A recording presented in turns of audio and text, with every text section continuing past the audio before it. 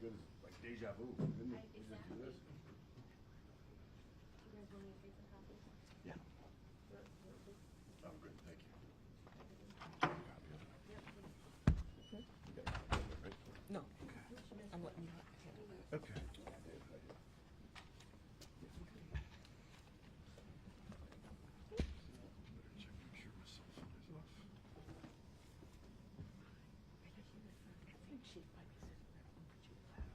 Okay.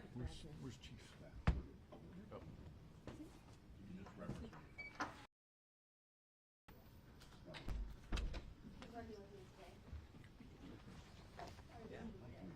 Do you guys need the white? You guys?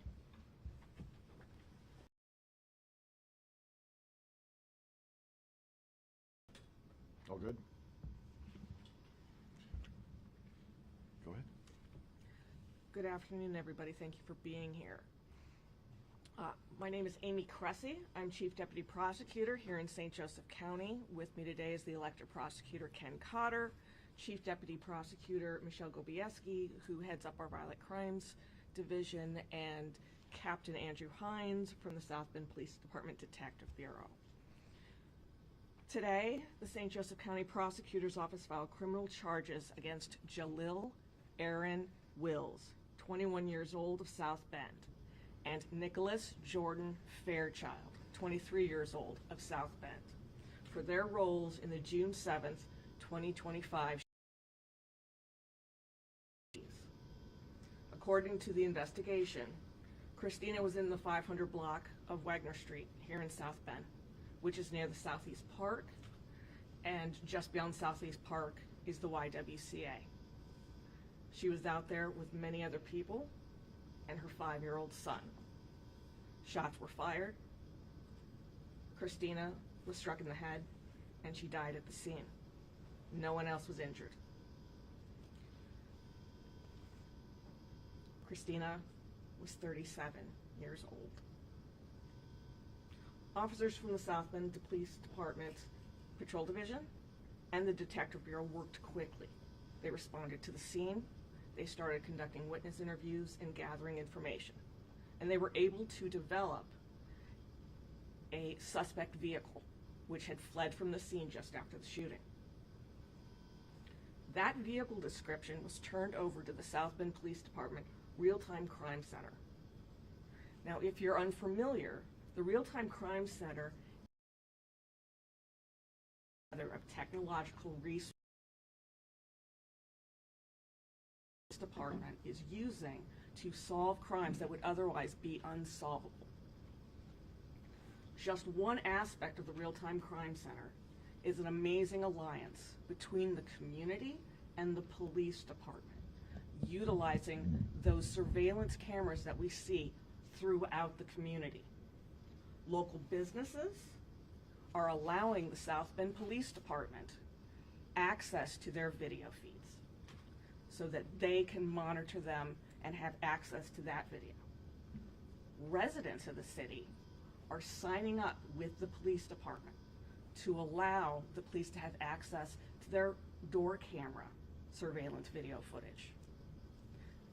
This network is helping the police respond to active cases faster, allowing them to identify suspects faster, and to collect vital evidence faster in cases where the days, the hours, the minutes, and even the seconds count the most.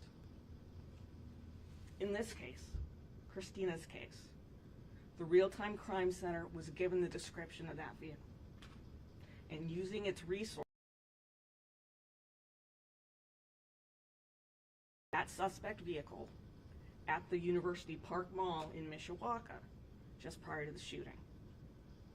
Video footage showed Jalil Willis and Nicholas Fairchild at the mall at the same time as the vehicle, and even showed that Willis was wearing clothing that was consistent with the eyewitness testimony or eyewitness descriptions from the crime scene.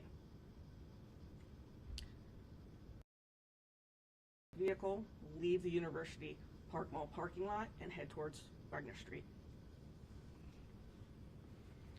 Detectives didn't stop there. They obtained a search warrant for Will's Instagram account. In that information from Instagram, they found voice notes sent from one Instagram user, Mr. Wills, to another. In that voice note, Wills admits to firing what he refers to as a 19 Gen 5 handgun, and that he hit a woman in the head. He also said that he was trying to get rid of that handgun because it was dirty and it was buried in a backyard. Didn't stop there. They kept working. They got a search warrant for a resident that is associated with Nicholas Fairchild. In the backyard, they found a hole and a shovel. No handgun was found at that time, but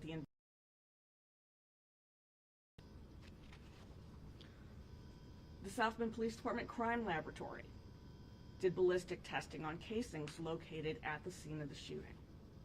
And they were able to identify that those casings were fired by a Glock 9mm Generation 5 handgun. Jalil Wills was charged with murder. Murder carries a sentencing range of 45 to 65 years. He was also charged with criminal recklessness with a deadly weapon, a level 6 felony, which has a sentencing range of 6 months to 2.5 years. And the firearms sentencing enhancement was also filed in his case. That can carry an additional 5 to 20 years incarceration. Nicholas Fairchild was charged with assisting a criminal as a level 5 felony. It's a level 5 felony because the crime he was assisting was murder. That carries a sentencing range of 1 to 6 years. Charges and probable cause affidavits were submitted to a judge. Probable cause was found. Both Wills and Fairchild are held in the St. Joseph County Jail.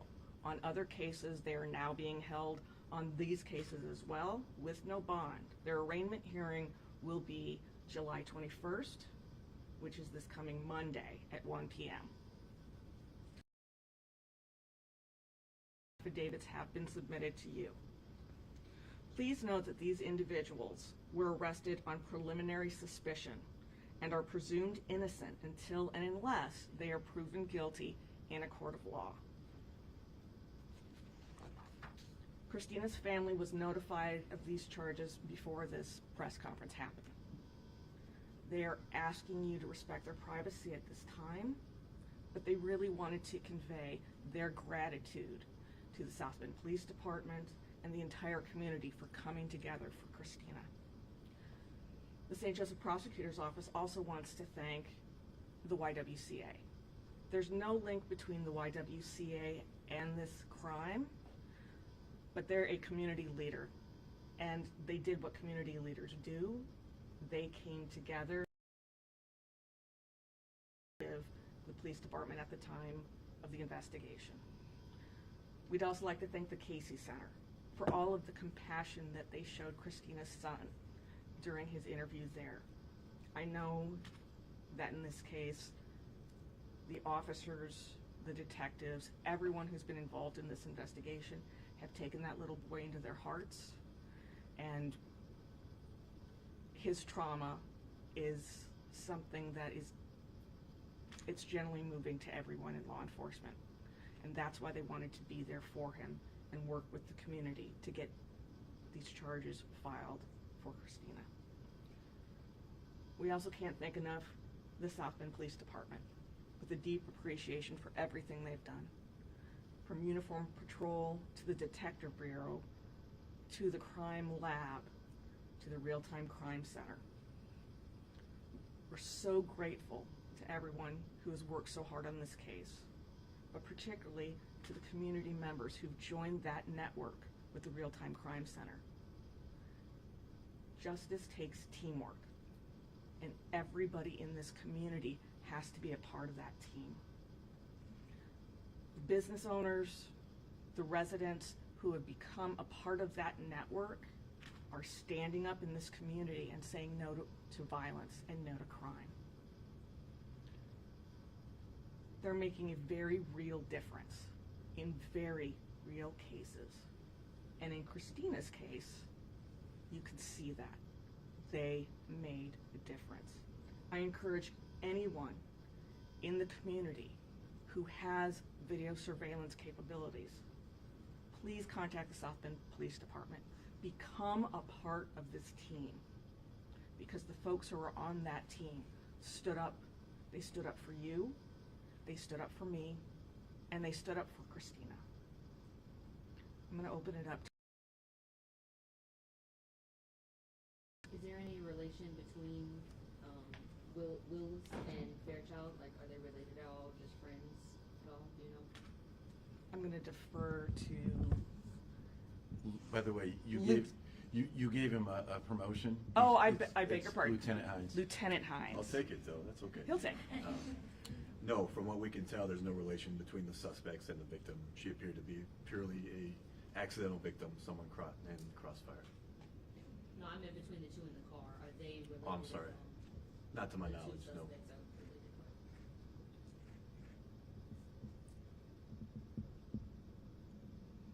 From Clover ABC 57. I just have a quick question about the nature of the gun being discharged.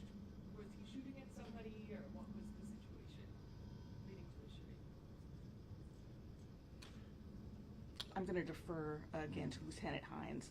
So some of the aspects of the case we can't disclose because it still goes to trial. There's evidence items that we can't let the public know. However, it doesn't appear that they were shooting at the victim, if that answers your question. For a number of people who were in that area, that's part of the investigation that Lieutenant Hines is saying that he can't really talk too much about, but they have found no relationship between our victim and those two individuals that we have charged. Again, there were other people there. That may be a different story. So would you say she was hit accidentally? Somebody gets shot and killed, it's never an accident. She is not the intended target. Right. I would say, let's put it that way. Accident makes it sound like, oops, I dropped something. This is not an accident. This was discharged multiple times of a firearm. Yes, ma'am. I know when the first release that actually sent out, it talked about that a lot of people were there, and sometimes they talk about with these parties that happen and shots being fired that no one really talks about it or speaks out about it, but people being able to connect their cameras. Can you talk about that being a way also that they can help? People are sometimes scared to speak up, but connecting their cameras and things like that can be a part of their voice helping solve these crimes. It can, but absolutely, we still need people who saw something to say something. There are many aspects of how the community can come together to make sure that we are living safely, but people who know information, especially in a case like this, we're talking about a 37-year-old mother who's never going to get to see her little boy grow up. People who have information and know information, who don't want to talk, that's an impediment. Yes, I absolutely want people to join in that real-time crime center, but I don't want to make it seem like that can take the place of actual people coming together and saying,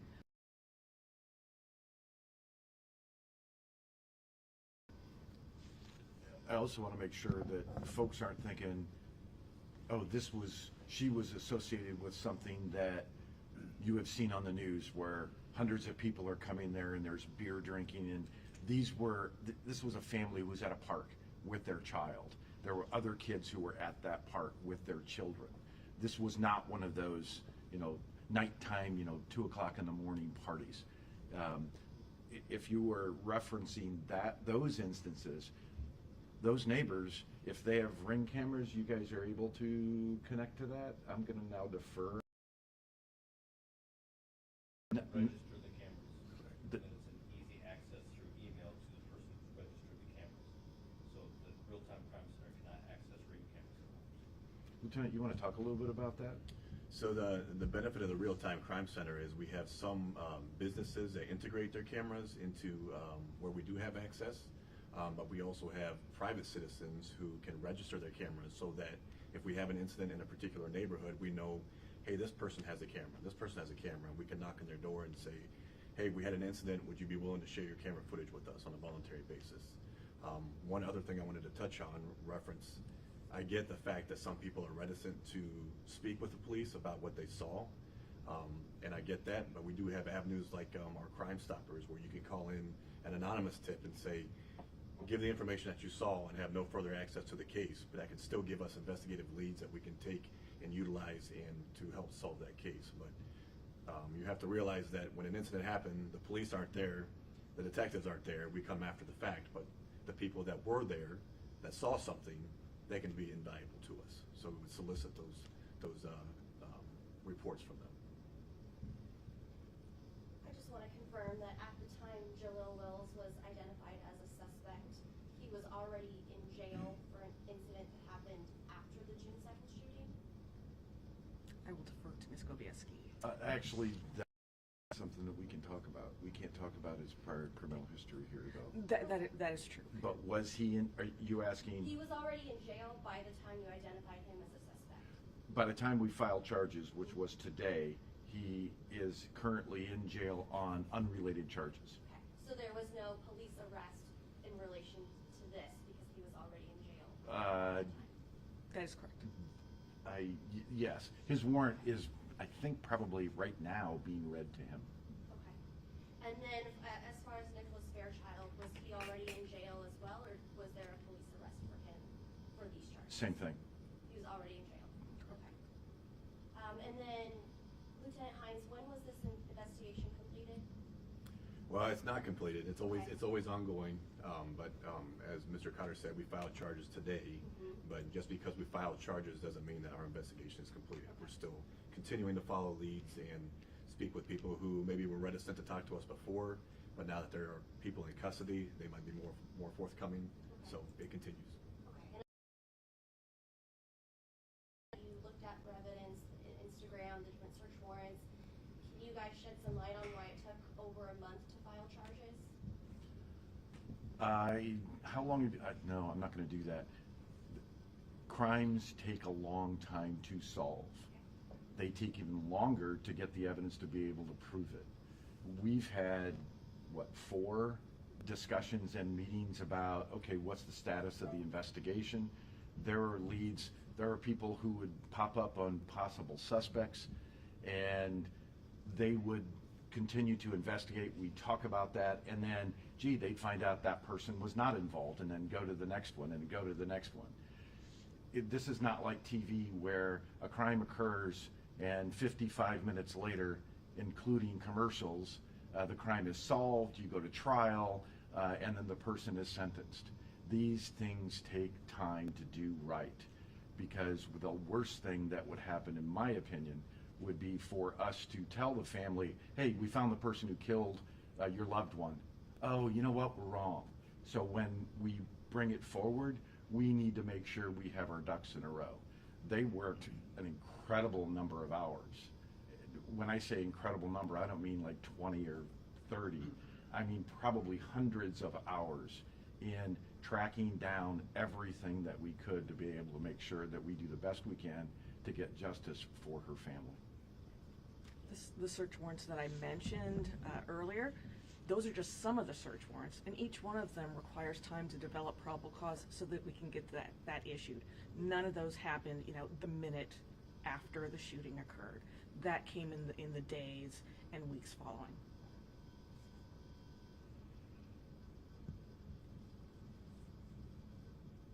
Any other questions? Sorry. In terms of that search warrant to look in the backyard and search for that gun, and not finding that gun, is that still a lead that you guys are following? Yes. Like continuing to search that backyard? The backyard, the search warrant on the backyard has been executed. It was not found in the backyard. That doesn't mean that the investigation is done or they're going to discontinue looking for that weapon. But we have sufficient information right now to file charges without it. If you remember this, the search in the backyard, there was a reference that he had buried it in a particular place. Officers went to that backyard. Lo and behold, there's a shovel and a hole as if something had been already dug up and moved. So did we get there too late? Probably.